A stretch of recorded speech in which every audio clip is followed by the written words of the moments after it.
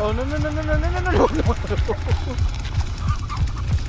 I recently tried out the new asymmetrical third-person multiplayer horror game, the Texas Chain Saw Massacre, and yeah, for the most part, I had fun. What is up, my dwellers of the interwebs? I'm Sorasin, and this is my first impression on the Texas Chain Saw Massacre. There isn't too much of a story in this game. You are given a bit of a narrative at the beginning of the game, and you can play as either the family of killers or the unfortunate victims. If you play as the victims, you will start off beaten and tortured, and in an all-round poor shape. And if you're playing as the family, it's your job to try and kill the victims before they can escape. And that is pretty much it for the story of the game. Gameplay wise, you can choose to either play as the family or the victims, or you can choose to opt in for both and play a quick match. Quick matches are probably the best option, or at least it felt that way for me, because when I tried to queue to just play as a family member, the overall wait was really long to match up. In the gameplay, you have a choice as either the family or the victims. If you choose the family, I highly recommend using the voice chat or at least text messaging to communicate with other members to try to pinpoint where the victims could be. You can of course choose to not do that, but since you're all on the same side, it would be beneficial to work together to find your victims. In one of my matches, the other two family member players disconnected and never came back to the game, so I was left alone to hunt down the victims, which took a very long time, and there was a lot of downtime trying to find them, which made the intensity of the game die down. And I honestly started to get bored while I was trying to chase down the enemies because I just couldn't find them. It may be that you just can't rejoin a game if you disconnect, because I had another match where I did disconnect personally and there was no option to rejoin the game that I was just in. If that is really the case, that you can't rejoin a game that you just disconnected in, I think that's pretty disappointing. Other family members have different special abilities. For example, Leatherface has the ability to listen in and try to hear any victims nearby, though I never found it very useful. I just couldn't seem to hear anybody, or just didn't seem to really work the way I thought it would. If you play as the victims, you start the game suffering and bleeding out. You will slowly lose health over time, and it pools on the ground as well, and health potions can only delay the bleed out. You can also find other items to help you escape, like lockpicking tools to unlock doors, bone scrap, and health potions. The main goal of the victim is to escape. You can do this either on your own or to team up with other victims you come across. You must also try to be as silent as possible and hide when you can. I found playing the victims to be a lot more fun in a lot of ways because it felt more suspenseful and scarier, at least for the first few rounds. Sure, hunting down your enemies can be entertaining, but if you don't have a good team, it could involve a lot of downtime trying to hunt down the victims, and that can get really boring, as I've said before. Visually, the game looks stunning, however. I love the graphics of the game, especially when you get a day map. The night maps are good too, but it's very dark when playing and it can be really hard to see. There was even one time when I took down a victim and it was so dark in the basement that I didn't see the kill at all, just the darkness and their screams. I might have to brighten the game a bit in the future, but it kind of removes the atmosphere of the game. I did enjoy the daytime maps a lot more, especially the shadows when you would go outside. It all looked very real. The audio was great too. All the sound effects sounded like they belonged and were very visceral. The screams and death cries were great too. Nothing sounded like poor acting, and I didn't hear any missing audio either. Overall, I'd say that the Texas Chain Saw Massacre is a pretty fun game with loads of intense moments, but over time the tense moments will become a bit stale, and I found myself laughing more than anything when I was chased by a family member. And if you're a killer, the suspense is obviously lacking since you're the one the victims are scared of. I also experienced a lot of stuttering during the kill cam moments, which was very disappointing. It was weird since the game runs so smoothly on ultra settings for a majority of the game until attack happens. Then the game would stutter, and it would get worse during a kill cam moment. I also think it needed more guts and gore. The blood splatter is fantastic, but I would have loved more guts and gore. Other than that, I definitely had fun in this game. It is pretty fun, to be honest. I do recommend it, but just keep in mind that it could feel a little stale if you play continuously. But overall, I definitely recommend it. So there you have it. That's my first impression on the Texas Chain Saw Massacre. Thank you for watching. I'm Sorasin. Have a fantastic day. Please drop a like and subscribe to the channel if you enjoyed my content, and hit that bell icon to stay up to date on all my upcoming videos. And if you're watching this on TapTap.io or on the TapTap app, I hope you'll consider following my profile as well. Bye bye!